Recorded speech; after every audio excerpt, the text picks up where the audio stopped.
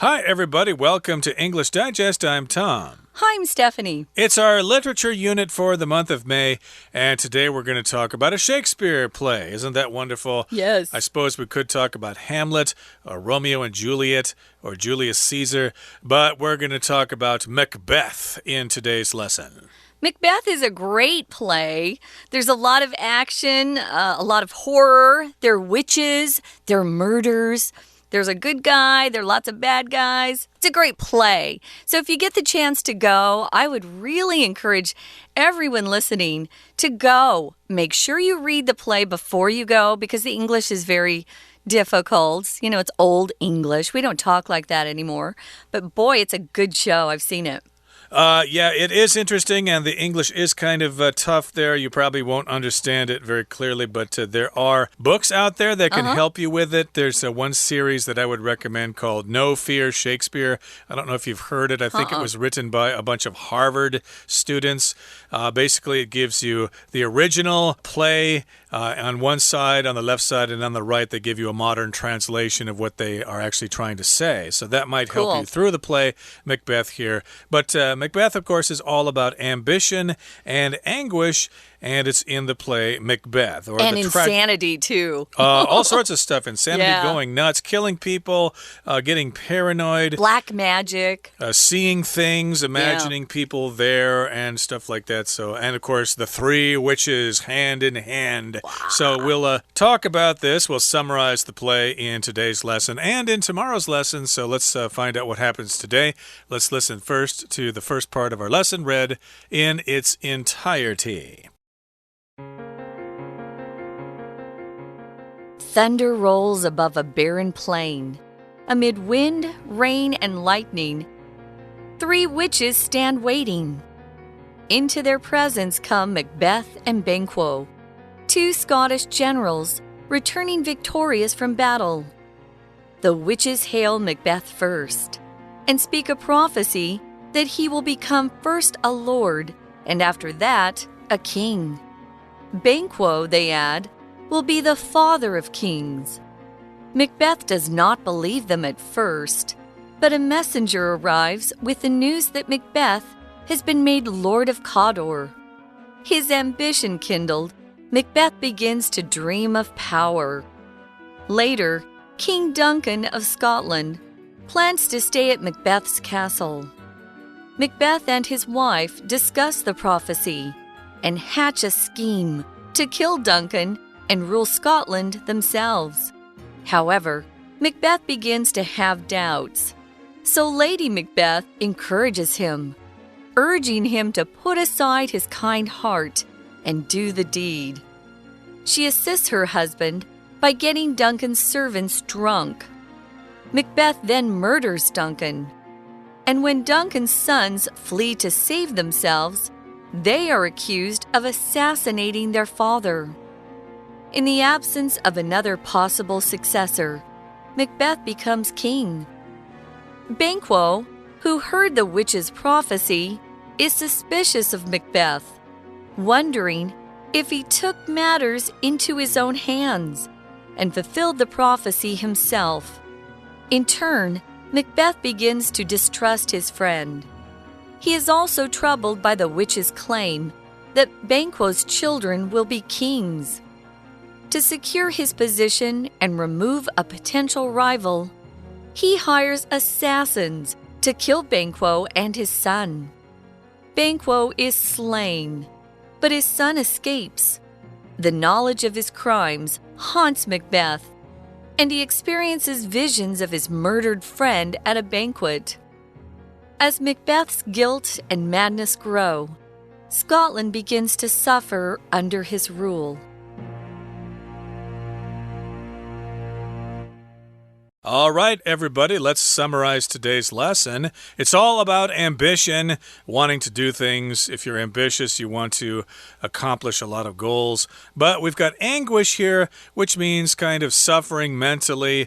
You're neurotic and you're just overly cautious about things. I guess maybe you're a little insane. So there's a lot of ambition, but there's a lot of anguish in Macbeth, mental torture, etc. Now, thunder rolls above a barren plain. airplane. That's how the play starts here.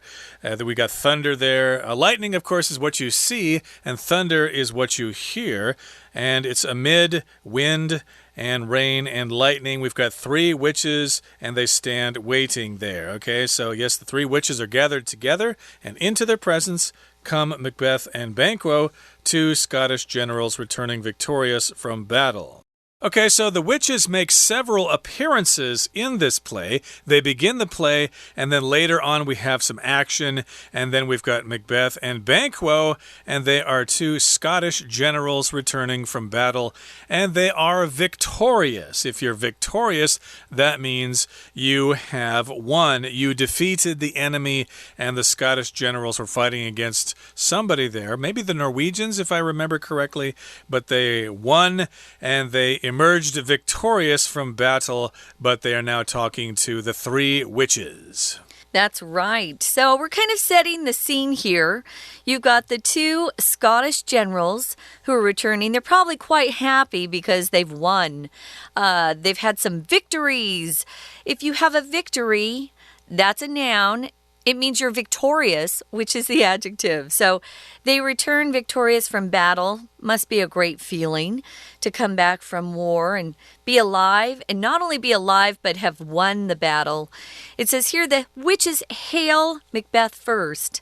It's kind of an old-fashioned word. To hail somebody just means you greet them. You kind of give them honor. Usually you hail somebody who's quite heroic or famous, or someone who has a lot of power. So the witches, they acknowledge he's there, and they also share a prophecy with him. You'll see hail, though, guys. We usually don't use it in just casual speech in English, but you will see it in writing. So just remember, it just means to acknowledge someone, and actually sometimes it's said in a way that actually lets that person know you honor them, you respect what they've done. We often hail a king or queen. Isn't there a song we sing for our President of the United States? Hail to the... Yeah, da-da-da-da-da-da-da-da-da. So, Hail to the chief, Hail I to believe the chief. That song, yeah, the chief just being the president. When the U.S. president enters a room and there's some sort of orchestra or band, they will often play Hail to the Chief or We Recognize the President. So they hail Macbeth first, and then they talk about a prophecy that they have. Remember, they're witches. Yep, here they're just calling his attention. Hey, Macbeth, we got something to say to you. So they hail him. Maybe during rush hour, you might want to hail a taxi. We do use it that way, too. We put up our arm to hail a cab. Yeah, I think that's what they're doing here. They're just trying to get his attention, and then they tell him what they think is going to happen to him in the future. So they speak a prophecy to him. They say that he will first become a lord, or I believe in the play it's actually a Thane, the Thane of Cawdor. He will become that lord, and after that, he will become king of Scotland. So that's a prophecy. That's a prediction about the future. I think that word Thane, by the way, Tom, is only a word they use in Scotland. Yeah. So don't worry about that word, guys. But they have different levels that you can attain, at least back then. You could be a lord, a Thane, the king of Scotland. Anyway.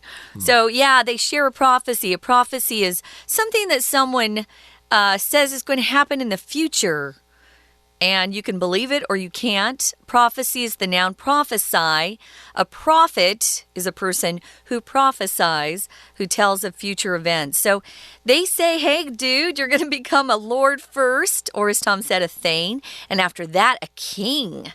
Well, the only way he can be king is for the King of Scotland not to be around, right? So he's not sure how that's going to work. Now, remember, he's with his friend Banquo, and with him, they say that Banquo, this is their prophecy for him, he's going to be the father of kings. Not king himself, but the father of kings. So Macbeth does not believe them at first. They're just some witches. I'm sure there are witches that had bad prophecies, but some people believe in this stuff. He didn't believe them at first, but then what happens, Tom? Well, yeah, he does not believe them, but a messenger arrives with some news that Macbeth has been made Lord of Cawdor. So, yes, the first prophecy has come true, so that means that maybe Macbeth ought to pay attention to these three weird sisters, the witches here, and his ambition kindled, Macbeth begins to dream of power. So he does see that this prophecy does come true. He has been made Lord of Cawdor, so his ambition is now kindled. Kindle here is a verb. It just refers to starting a fire, basically. Kindle itself is the stuff that we use to start a fire. Kindling, right. So, he kindles his ambition here. It sort of gets it going. It's burning now. So he thinks, hey, if I can become a lord, I certainly can become the top dog. The number one, I can be the king of Scotland. So he begins to dream of power. Yeah, that's not always a bad thing. But since his ability to have power actually has to be coincides or relates to the king either dying or being killed, his ambition isn't very good. It's kind of evil. So, yeah, his ambition is kindled, it's started, and he begins to dream of power. And power corrupts people, always. So you got to watch out for that. Moving on to the next paragraph, it says, later, King Duncan, he's the real king. He's king of Scotland. He plans to stay at Macbeth's castle. Back then, you'd have the king, and then you'd have all of these lords who owned property. And when a king wanted to, go from one part of his country to another part, he would often stay at these lords' castles. These lords had money too, and so he would, instead of staying at a hotel, which he didn't need to, he would stay at one of the castles of the lords. So he decided to stay at Macbeth's castle. Now, King Duncan has no idea that these witches have prophesied that Macbeth is going to be king one day. Uh-oh, I think the king is going to be in trouble here, but we'll find out what happens next. We'll take a break right now and listen to our Chinese teacher, but please stay tuned. We'll be right back. Hi everyone, my name is Jenny. 今天我们要看的是第15单元。这个单元呢比较长，它的内容谈的是莎翁的4大悲剧之一 Macbeth。我们看一下这个文学作品，当然 Shakespeare 的作品，大家可能有听过，并没有真的读过。那我们就从这个文章里面稍微认识一下，了解一下这个经典名作它到底在讲什么。首先呢，知道马克白，我们说 Macbeth， 他当然是这个剧的主角。那有些人知道他的原名并不是只有一个 Macbeth， 而是 The Tragedy of Macbeth， 也就是说他本来的名字是马克白悲剧。好，我们先看第一个部分要谈的是这个故事它怎么发展的。文章的开头，先让大家知道当时的背景。他提到 Thunder rolls above a barren plain， 其实这是在讲一个贫瘠而且雷声轰隆作响的平原里，原来有3位关键人物女巫她出现了。好，那我们注意到一个字 barren。Barren 这个字呢，如果我们用它来表示土地的话，那就代表贫瘠的。它的相反词是 fertile。马克白他一生真的是个悲剧哦，他的命运事实上是谁决定的？到底是他自己，还是真的命运让他最后如此？这3位女巫其实一开始就像是在预告他人生会发生什么事。现在我们的主角 Macbeth 跟 Banquo 他们出现了，他们打赢了战争，是战争回来的英雄。而女巫们呢，就告诉他一个 prophecy 也就是预言。这个预言里面说 Macbeth 将来会成为国王，而 Banquo 你会成为王的父亲。当然我们也知道这很玄，听不懂，但是说你会当国王，当然对 Macbeth 来说引发了他的 ambition 野心。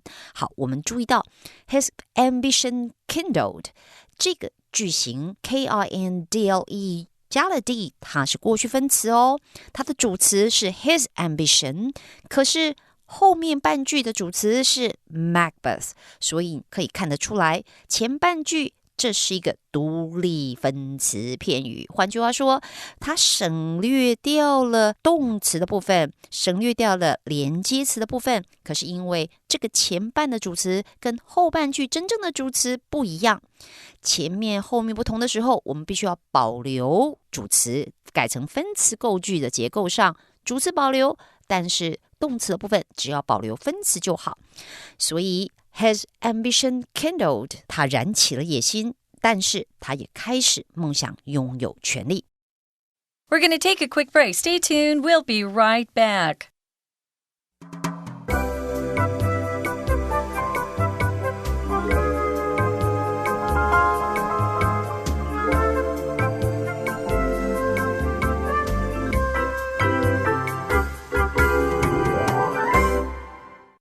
Okay, let's continue with our lesson. Now, remember, Macbeth has just become Lord of Cawdor, and the king is happy with Macbeth, and he's going to stay overnight at Macbeth's castle. But Macbeth and his wife, Lady Macbeth, discuss the prophecy and hatch a scheme to kill Duncan and rule Scotland. So, of course, Macbeth told his wife all about the witches, and she says, hey, that's kind of a cool prophecy. That means you're going to be king someday. That means I'll be queen. That sounds like a pretty good deal. So they think, well, why should we wait for this to happen naturally? Let's just speed up the process. So this is a scheme, which is a plan, usually an evil plan. It doesn't necessarily have to be evil, but in this particular case, it is a very complicated plan that they have come up with to kill Duncan and make it look like somebody else did the dirty work so they can get away with it and become king and queen. Right. A similar word to scheme would be plot.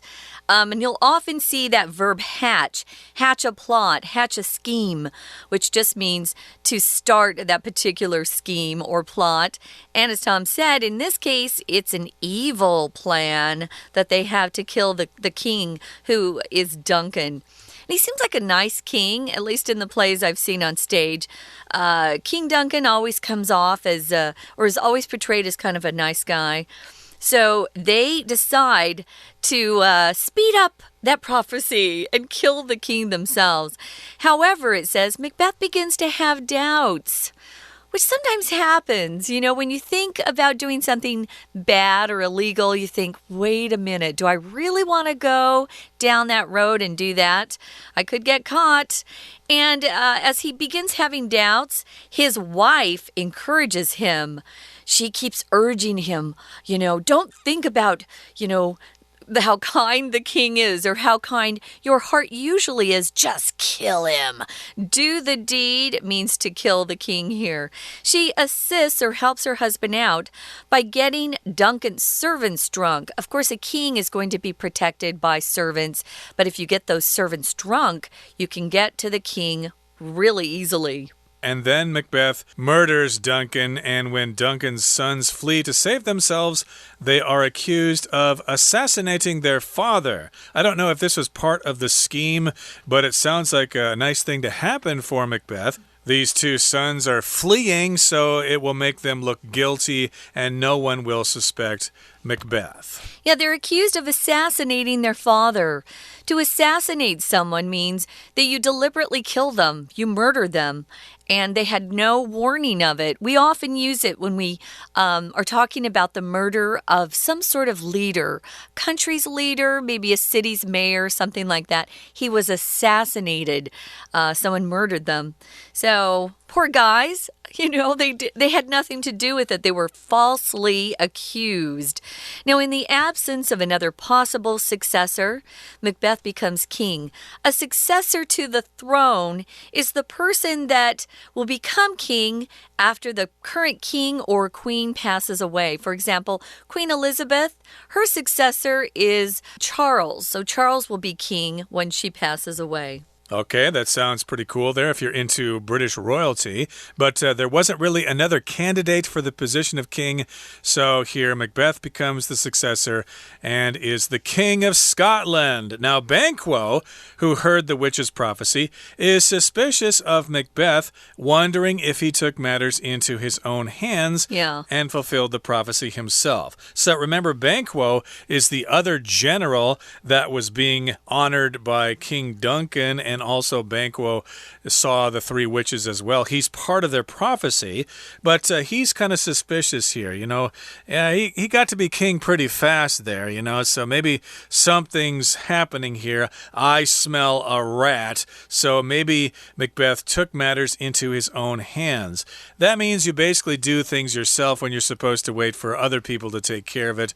Like, for example, if there's somebody who committed murder or something and you know that person is guilty, you take matters into your own hands and kill that person yourself. You don't wait for the police to come and arrest that person. You just do justice yourself. Or maybe you're in a car and you get a flat tire and you call your dad because, you know, it's kind of hard to change the tire, ladies.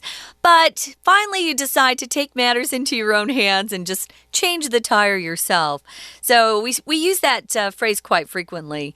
So yeah. Banquo is actually great friends with Macbeth, but then when he sees what happens, that the king mysteriously dies so quickly, he thinks, maybe Macbeth did something here. So he wonders if Macbeth took matters into his own hands and fulfilled the prophecy himself. In turn, because Banquo started having these thoughts and started not trusting his friend, in response to that, or in turn, Macbeth begins to distrust his friend as well. You know, he sees that Banquo doesn't really trust him. And so, as a response, he doesn't trust Banquo. That's what that in turn means. Now they don't trust each other. No. So, okay, so it goes on here. Macbeth begins to distrust his friend, and he is also troubled by the witch's claim that Banquo's children will be kings. So, of course, here Macbeth is king, but he's kind of sorry that his children won't be king, so he's not too happy about that. So to secure his position and remove a potential rival, he hires assassins to kill Banquo and his son. So yes, indeed, he just wants to make sure that Banquo doesn't cause trouble later on. So he hires some assassins. Those are people who are hired to kill somebody, and they do succeed. They do kill Banquo, and they're supposed to kill the son, but the son gets away. Banquo is slain, but his son escapes. Now, here we've got the word slain. That is the past participle of the verb to slay, which means to kill somebody, usually with a sword or with a knife or something like that. And the past tense is slew. Slay, slew, slain. So Banquo is slain by the assassins, but the son gets away, the son escapes. He does, and the knowledge of his crimes, we're talking about Macbeth here, haunts Macbeth. Oh, he suddenly has a conscience. He feels bad that he did this. A little too late, buddy. If you're haunted by something, it could be a ghost that's coming back and, you know, visits you, or it could be your conscience going, why did I do that? I shouldn't have done that. So he's not at peace at all, and he experiences visions of his murdered friend at a banquet. A banquet is a large dinner. We have a lot of banquets here in Taiwan when people get married.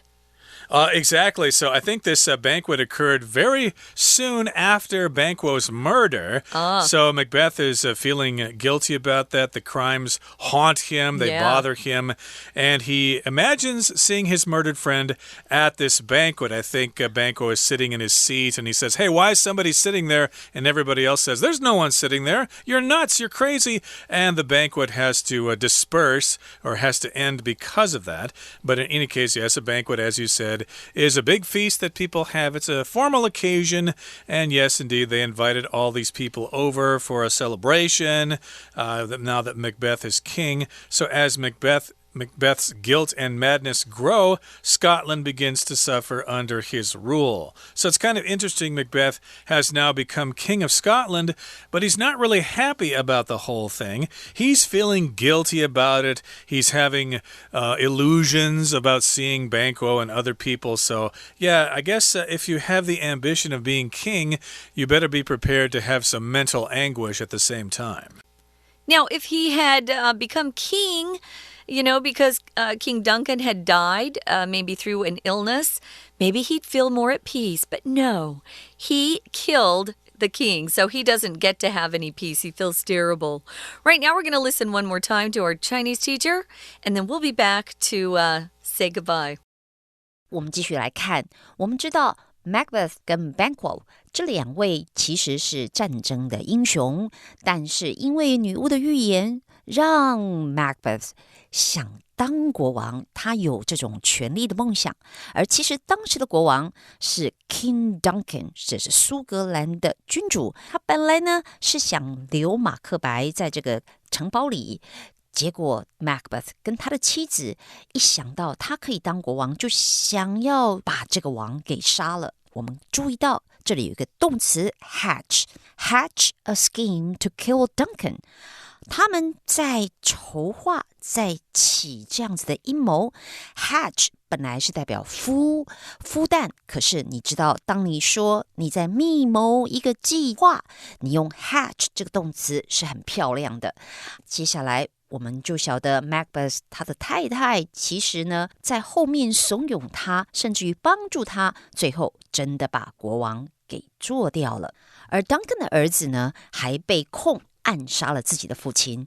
那这时候没有别的继承者， Macbeth 当然就成了王。好，我们来看一下王位的继承者successor， 注意到是 OR， 有时候我们在英文的单字里面 OR 还是 ER 常常会觉得有那么点混淆，注意一下拼字的部分。